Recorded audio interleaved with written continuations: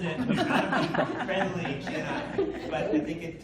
So to full disclosure, so QB was the group that was in here just before you guys.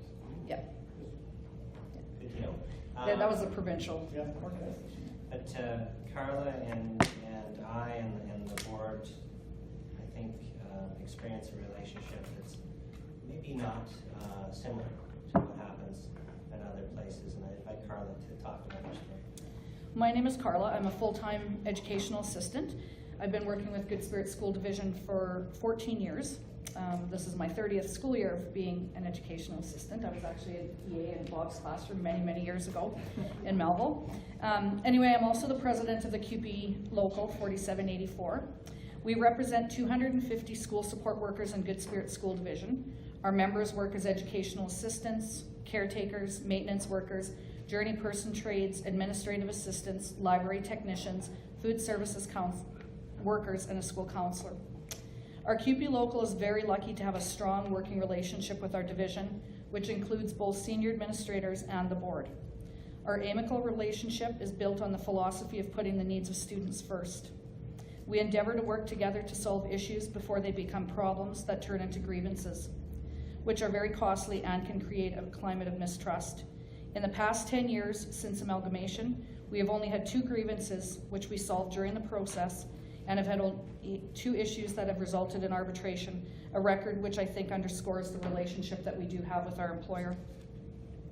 One example that comes to mind is a situation last spring when a student entering kindergarten in the fall required some specialized medical care. The local and the division did not agree at all on who should provide the needed services.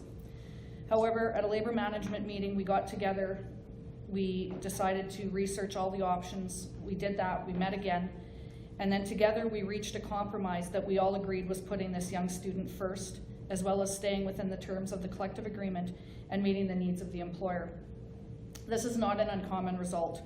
We have also come up with compromises that have resulted in letters of understanding being attached to our collective agreement. This means that issues are dealt with in a timely manner and are not left to cause problems. I feel it is much easier to go forward rather than repair damage that has already been done. This is a philosophy that the division shares with me. Another example of the respectful relationship that this local has with the board is our annual meet and greet. The QP Local Executive and Division Board members, along with senior administrative staff, gather for an evening that includes a supper and socializing.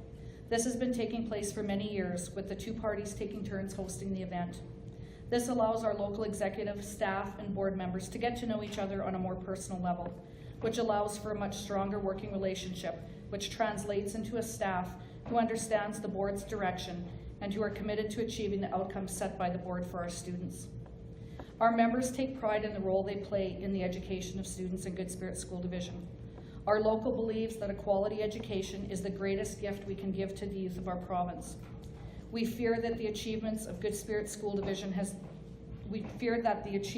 Good Spirit School Division has reached will be lost with the proposed changes to education in Saskatchewan. We feel strongly that any changes to the boundaries of school divisions will result in significant labor relations issues, and more importantly, will have a negative impact on the quality of education.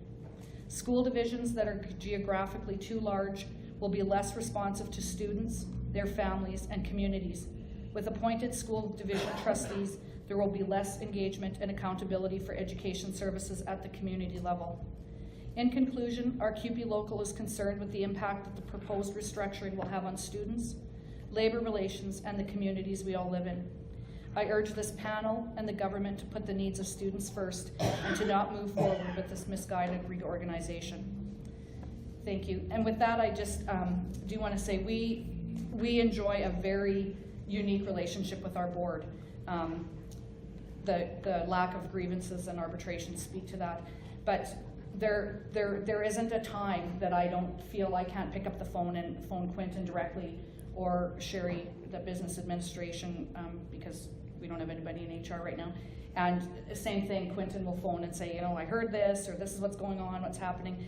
And because of that open, transparent relationship that we have, when we had the cuts to in the fall, or in June that would occur in fall, you know, we all felt badly about it, but because it was transparent, it wasn't driven down our throats.